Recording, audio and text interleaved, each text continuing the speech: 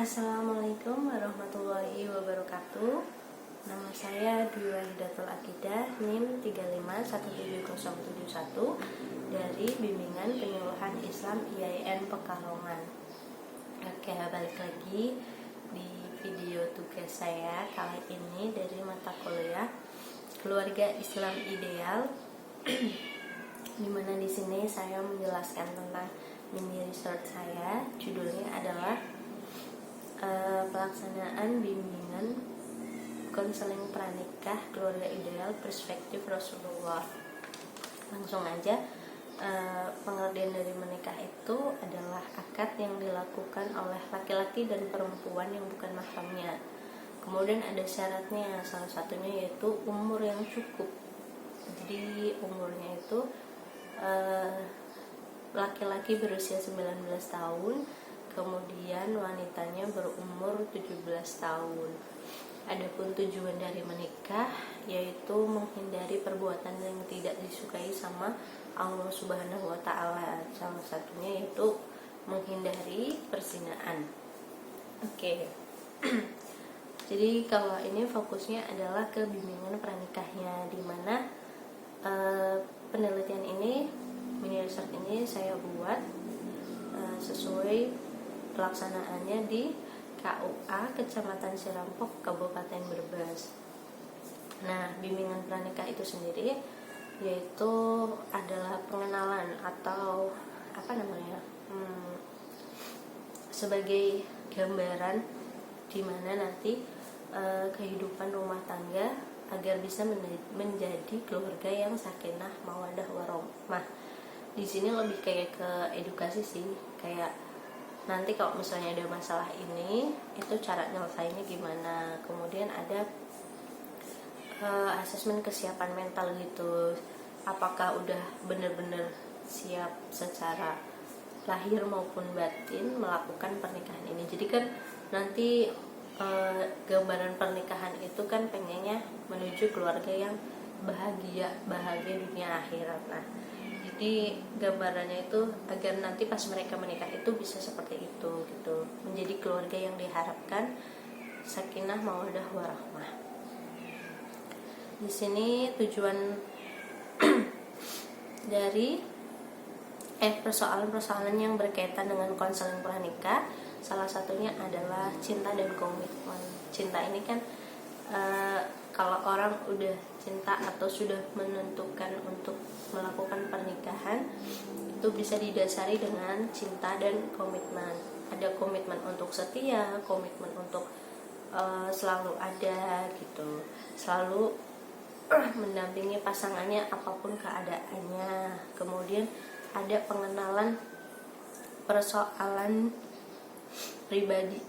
Persoalan pribadi ini menyangkut perekonomian, kan kebutuhan nanti pokoknya di rumah tangga itu ekonomi bisa aja jadi pengerat, bisa aja malah jadi petaka, di mana nanti kalau misalnya salah satu nggak terima sama perekonomian kehidupan setelah menikah, ujian menikah itu salah satunya itu ekonomi.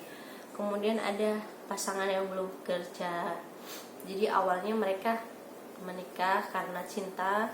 Nah, itu suami atau mungkin salah satunya belum bekerja, yang paling utama kan suaminya nih ya. Nah, itu bisa jadi persoalan pribadi yang takutnya nanti ke depan malah jadi persoalan rumah tangga. Kemudian ada status palsu. Nah, ini harus dijelaskan di awal, takutnya ada status palsu ini. Status palsu ini maksudnya salah satu dari catin atau calon pengantin ini memalsukan identitasnya. Mungkin bilangnya perjaka, ternyata tuh udah punya anak 3, kan mungkin aja, bisa jadi. Kemudian ada asas-asas dari bimbingan pranikah. Yang pertama adalah asas kebahagiaan dunia akhirat, itu yang paling utama di sebuah keluarga, karena ini kan juga sunnah dari ibadah gitu. Jadi pengennya bisa dapat kebahagiaan gak cuma di dunia tapi pun di akhirat. Ada juga asas sakinah mawaddah warahmah, kemudian ada asas komunikasi dan musyawarah. Setiap permasalahan apapun yang ada di rumah tangga itu harus bisa diselesaikan dengan cara yang baik. Salah satunya adalah musyawarah. Kemudian komunikasi juga di sini tuh penting banget ya, kalau punya hubungan apapun itu. Komunikasi itu jalan hubungan, mau baik mau enggak itu tergantung sama komunikasi. Kalau komunikasi antara suami istri itu baik, berarti kemungkinan besar juga ketika pun ada masalah pasti bisa dibicarakan dengan baik-baik pula. Oke, kemudian asas yang keempat adalah asas sabar dan tawakal. Karena ini ibadah terpanjang, pengennya kan menikah hanya satu kali. Jadi setiap ada permasalahan ataupun ada badai yang menerpa rumah tangga itu, mereka harus bisa sabar, kemudian tawakal, meminta jalan petunjuk kepada Allah, kemudian juga dari pasangan tersebut mencari solusi yang baik untuk kedua belah pihak. Adapun bimbingan para nikah itu ada asas-asas yang aspek yang perlu diasesmen. Salah satunya riwayat perkenalan, perbandingan latar belakang, kemudian keluarga dari dua belah pihak itu sudah menerima atau ada yang tidak suka enggak gitu. Itu perlu diasesmen, soalnya kan kita nggak cuma menikah dua orang, tapi kan menggabungkan dua keluarga, jadi harus sama-sama enak. Nah, ini tuh gambaran dari bimbingan pernikahnya. Nanti kan ada itu tadi, pertama pengenalan masalah, kemudian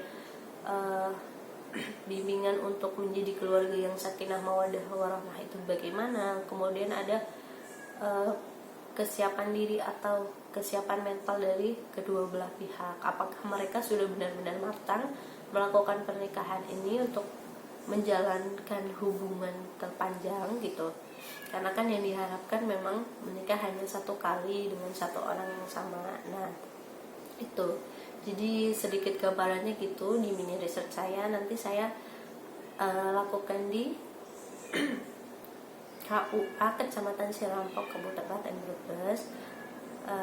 Penelitian ini sebagai salah satu tugas, sebagai tugas akhir dari mata kuliah keluarga Islam ideal. Oke. Jadi itu aja yang bisa saya sampaikan. Tetap jaga kesehatan, tetap pakai masker, tetap jaga jarak. Sekian dari saya. Wassalamualaikum warahmatullahi wabarakatuh.